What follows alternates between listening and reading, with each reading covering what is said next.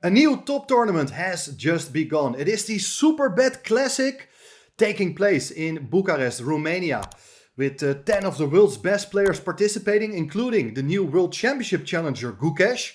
But in this video, we are going to check out the game played in round 1 between Alireza Firouzja and Fabiano Caruana. And what a game it is! You definitely don't want to miss it. And I guarantee that in the next 10 days or so, we are going to have a look at all the important highlights of this event. So make sure to subscribe to the channel if you haven't done yet. Also, please consider making a small donation so that you keep helping to grow the channel. Thanks for all your support, guys. And here we go. It's Firouzja playing with white, starting the game with 1d4, knight f6, bishop f4, London system, very popular opening nowadays, and especially Alireza Firouzja has been playing a lot of games with this particular system. And of course, Fabiano Caruana, great opening theoretician, has something very special prepared for this occasion. He goes for the move b6. Not a strange move, has been seen before. Even Magnus Carlsen has been playing it from time to time. Idea is, of course, to put a bishop on b7. And now we are not really getting the real London system setups with moves like c3 and e3. But Firouzja plays more ambitiously. He goes for the move c4. Bishop b7, knight c3. And well, if you play something like e6 with the idea to get the bishop out to b4, it's sort of a classical approach to the game, we have some sort of transposition to Queen's Indian type of play. But Fabiano has a complete different approach. He played the move d6, knight f3, and here he goes for g6. So he's ready to fianchetto his other bishop as well. d5, very ambitious move trying to restrict the mobility of that bishop on b7. It's not able to cause any damage on this diagonal, and white is grabbing space in the center. Bishop g7, e4, castling kingside, and now the bishop comes to d3. So you can see white is having a nice control over the center. All the minor pieces have been developed, and black is trying to do something back here. With the move e5, he's attacking the bishop on f4. And of course, capturing en passant is not such a great move. I mean, black is able to recapture with a half open f-file. Also, both the bishops are looking great. So instead, white just drops back with the bishop to d2. And that makes a lot of sense. It's not a loss of time. The center is now closed.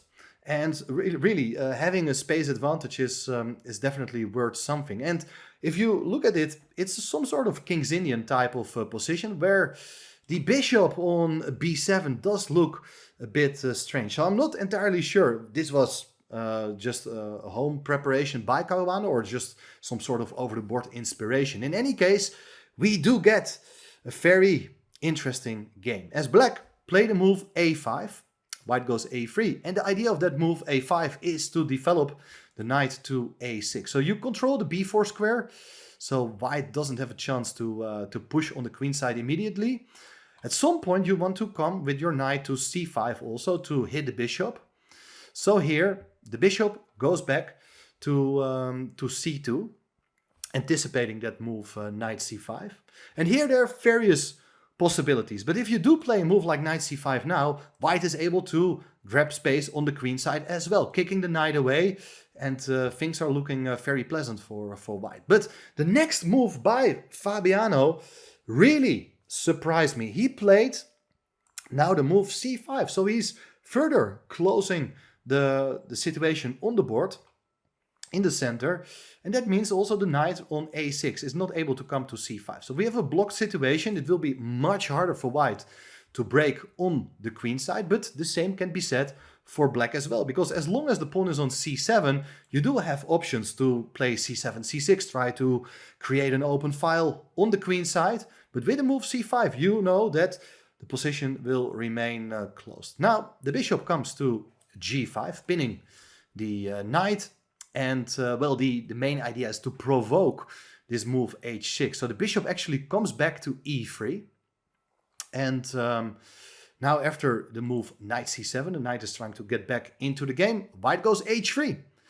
On various occasions, white could have already decided to castle kingside, but Firouzja consciously refrains from completing his development by castling. He has a complete different idea in mind. First of all, he controls the g4 square, so never being concerned of knight g4 ideas. Now the bishop on b7 was misplaced, comes back to c8, queen d2. Together with the bishop, you're attacking the pawn on h6, so king h7. And here we see what's going to happen. Firouzja launches his g-pawn, g4. That's a very typical plan. In a lot of King's Indian type of positions, you play this move with the aim of preventing black ever from carrying out that pawn break f7, f5. But of course, white can also seriously consider playing the move g5, playing for an attack. Rook b8 is played, and I think this is the key moment in the game. I mean, there are a lot of other interesting moments coming up very soon as well. But with this move, rook b8, it is very clear that black is announcing the pawn break at b6, b5, hoping to open up a file, to activate the rook, to activate the pieces on that side of the board, looking for counterplay. And white has options here. He can certainly continue with an attack. The move g5 was played, but looking at what's going to happen in the game, I really believe that starting with this move a4, preventing any sort of counterplay, I think the move a4 does make a lot of sense. And the plan is actually very simple. Now there's no longer a pawn break available. White is controlling the b5 square. If black pushes, you just take it. The plan is to follow up with, for instance, castling queenside, put a rook, the other rook on g1, the other one on h1, and you're ready to break on the king side. All white's pieces will be ready for kingside attack, while the king on the queen side, probably on c1 or b1, will be absolutely safe. I think it's an absolutely risk-free position for white. And to be honest, I think that Fabiano's position is looking pretty bad. So, not sure why Firouzja didn't play this move. Instead, he played the move g5, which is of course very tempting. Like, you're attacking the knight and you're trying to open up the files. Pawn takes g5 was played, and still you can consider taking back with the knight, because this is coming with check. If the king goes away, you do have the option to close the queen side and continue with the aforementioned plan. But instead of recapturing with a knight, there followed bishop takes g5, which is of course also very interesting. But black has basically only one move here, and that's looking for counterplay. b5, played by Caruana. So that if you do take with a pawn, there's knight takes b5 and the b file will be opened. This rook will come alive. So instead of capturing that pawn on b5, white continued here with h4. He is trying to open up the h file himself to launch an attack against the black king. But the black bishop from c8 is coming to g4, attacking the knight on f3. And the knight can, of course, go away. But in any case, the bishop can always block on h5. Here, bishop d1 is played. Interesting idea, protecting the knight, but also the bishop is ready to contest its counter part. And after that, it will probably, hopefully for white, easier to break through with the move h5. Queen d7 played, protecting the bishop. And now, Firouzja playing super aggressively here with the move h5. He is looking for kingside attack, but keep in mind that his king is still in the center. Also, the bishop on d1 is not optimally placed, and the rook on a1 not able to join the attack yet. What should black do? This is super critical moment in the game. There are three possible captures, but probably taking with a knight is making a lot of sense here. So that, well, the pawn is gone. The queen keeps the bishop defended, but there is knight h4. So that white is about to eliminate some pieces. But there are some other very important idea behind that move, knight h4. Bishop takes d1 is played. And look at this, queen takes d1. And what is white planning here? He's a pawn down, but of course there are some indirect threats against the black king. But Caruana realizes that he needs to consolidate the situation on that side of the board and played the move rook h8. Excellent move, over protecting the knight on h5, being ready to swap rooks whenever given the chance. But it all depends on some very concrete calculation here, because white played this move, knight f5. Also, very spectacular idea, because what is the knight doing here? Is white intending to take on g7? Is he ready to sack the rook? Well, let me show you the following line. Firouzja's play is based on the following idea, that if you, for instance, ignore white's play on the king side with pawn takes c4, white is going to put a knight on e7, so that you're controlling the g8 square. The king can't escape, and if you capture another pawn, there is rook takes h5.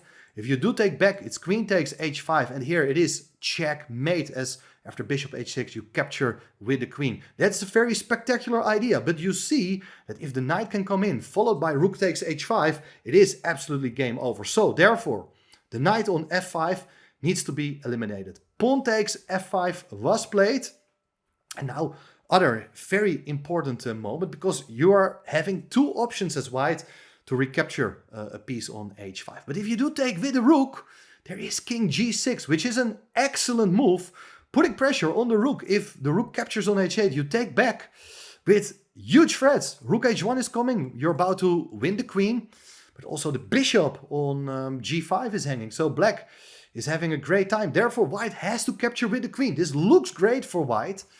So you're giving a check, but here the king goes back to g8, and now you see the queen is under threat.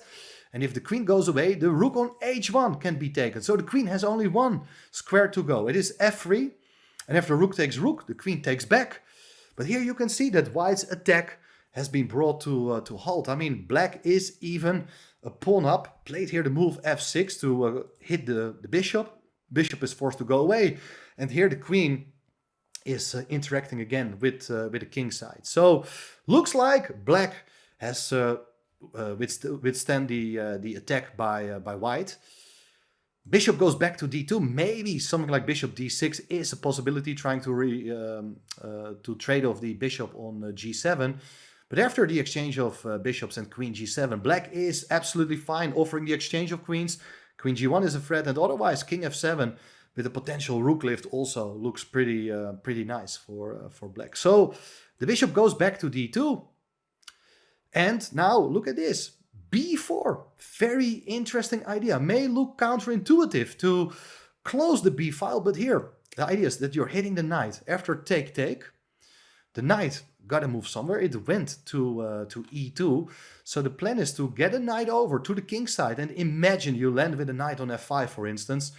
You can imagine that white's attacking prospects are very nice. But the next move is part of Caruana's plan. He played here the move f4. Excellent idea, preventing the knight from reaching g3. So the knight is misplaced, as well as the bishop on d2. It's being boxed in by both the pawns on b4 and f4. Knight g1 is played, and now queen comes to g4. Beautiful idea, controlling a lot of squares, making it harder for white to entangle. And one important resource is that you cannot really become active with your rook, because then there's always rook a8.